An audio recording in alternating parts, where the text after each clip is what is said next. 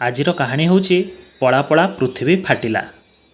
ଶୃଗାଳଟିଏ ବଣରେ ବୁଲୁଥିଲା। ବେଲଗଛ ଦେଇ ଗଲାବେଳେ ପଛରୁ ଜୋରରେ ଶୁଭିଲା ଠୋ। ଶୃଗାଳ ଏକମୁହାଁ ହୋଇ ଦୌଡ଼ିଲା। ବାଟରେ ଠେକୁଆ ପଚାରିଲା, କ'ଣ ହେଲା? ଶୃଗାଳ କହିଲା, ପଳା ପଳା ପୃଥିବୀ ଫାଟିଗଲା। ଆଗ ପଛ ହୋଇ ଦୁହେଁ ଦୌଡ଼ିଲେ।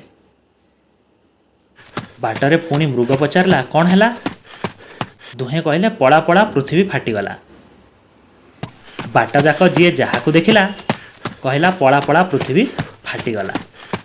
ବଣରୁ ସବୁ ଜୀବ ଦୌଡ଼ୁଥିବାର ଦେଖି ସିଂହରାଜା ପଚାରିଲେ, କ'ଣ ହେଲା?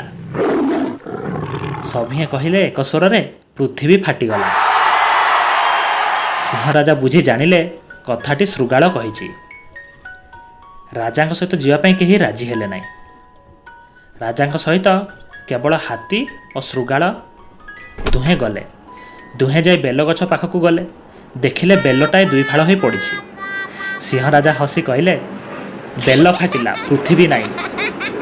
ଏହିପରି ଆହୁରି ଅନେକ ମଜାଦାର କାହାଣୀ ଶୁଣିବା ପାଇଁ ଆମ ଚ୍ୟାନେଲଟିକୁ ସବସ୍କ୍ରାଇବ୍ କରନ୍ତୁ।